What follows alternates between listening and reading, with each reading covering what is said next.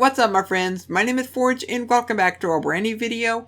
So today we have results our brand new beta, which is 1.17.10.22. So in this video I'll be going over all the changes that they have done within this week's beta, which includes candles, some new changes to game test framework, and there's even a few gameplay fixes which I think you'll definitely enjoy. So with that being said, let's go ahead and get right into the video by starting with candles. Now candles, they are absolutely one of my favorites whenever it comes to decoration in your own creations. And the best part is, you can even make birthday cakes, which I think look absolutely incredible. So whenever you end up making yourself a candle, they're going to look like this by default. But if you want to light them up, then you can use a flint steel. If you want to use a fire charge, you can use a fire charge, but do not do it within this beta. If you try to light a candle, then your game will just crash. So try to be very careful. Do not use fire charges.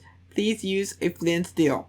But for all the candles, they look absolutely incredible, and I love them a whole lot.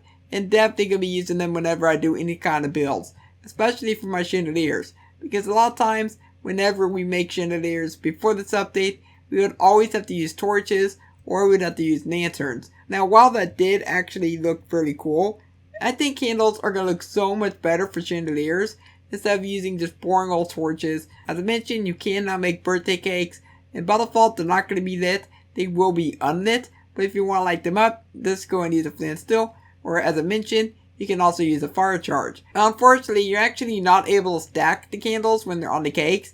I really wish that you could end up doing that, but whenever you try to interact with the cake with that same candle, then it will just simply pop off because you're actually eating the cake. So not very good. I mean, the cake is good, but the candle popping off, definitely not good. If you have an empty hand and the candle is lit on the cake, you can just go ahead and take out the light, just like so. But also you can go and eat the cake as well, then the candle pops off. If you want to craft a candle, it is going to be crafted by using one piece of string with an honeycomb on the bottom. And then we have the combination with dyes, which will allow you to get yourself any color candle that you want. So it's just going to be the dye next to the candle. Now for the gameplay changes, it says falling anvils and stalactites, they now deal damage to mobs when landing in liquid. They fixed a bug where players going through cobwebs, they would take fall damage before in the ground. So if you would end up falling into this cobweb, then you would end up taking damage before you would actually land on the ground. So that's not a very good thing whatsoever, but that has not been fixed. Next up, descending through powdered snow with touch controls. They now use the same button as descending through scaffolding. This next one, I'm not really the biggest fan of. They made it to where empty buckets, they can no longer be used to collect fish. So if I grab myself an empty bucket, and then I'm going to grab myself a water bucket as well, normally we would able to use a regular bucket or even a water bucket to collect some fish. I'm actually not able to collect the fish with this bucket. I am trying now, you can hear the clicking.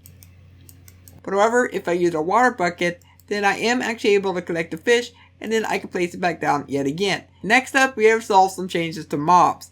Now, axolotls, they will now only spawn in complete darkness. Okay, so this is a change I'm not really the biggest fan of. Like, why do axolotls spawn in complete darkness? Why can't they spawn like fish in normal Minecraft? Like, that doesn't really make any sense. I think that they need to be able to spawn like regular fish inside the game, but whenever it's Mojang's call, they can do whatever they want for the axolotls. I mean, for my excuse, I just really want to get more axolotls. That's the only reason why I want it to be like fish. Iron golems and evokers, they are now no longer sometimes aggressive when they are on peaceful difficulty.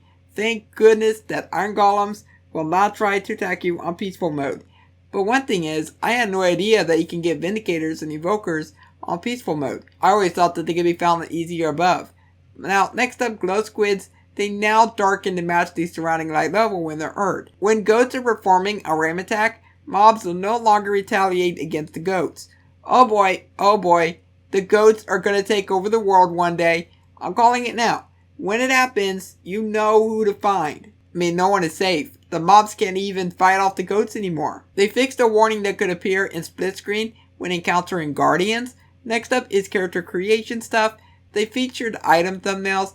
They now remain within the featured items window. The choose new skin button now shows up even when there is no imported custom skin. The choose new skin button no longer disappears after selecting the slim custom skin option. They fixed an issue that was causing the player's head to not animate properly with emotes. Next up is going to be all of our technical changes. They fixed the experimental query.target to work on client-side queries. The updated documentation for block unwalkable component. Players will now be given a content error with custom recipes being invalid. Now this next one is going to be a very interesting one, and I really don't know how this works as the time goes, but I really want to learn exactly how this works. But they did state that content creators can now create multi-page dialogues with branching narrative for NPCs using the /dialogue command and dialog.json files. Now this alone, it does seem very, very interesting, and I'm really wanting to know exactly how this works, and I'm really hoping that somebody will utilize this within some kind of add-on in the future, because this sounds like it's going to be a really cool thing for anybody that is into that type of stuff. They also did a few things for the game test framework, which I will leave a link to the changelog so you can read all about that. That is actually it for everything that we have in this week's beta of 1.17.10.22. And I do want to hear your thoughts down below in the comments on what you think of this week's beta. What is your favorite feature of this week's beta? Personally, my favorite feature has got to be candles. I love them a whole lot. But if you enjoyed this video, consider leaving a like on it, subscribe if you're new around here, and don't forget to turn on notifications. And I will catch you next time. Goodbye.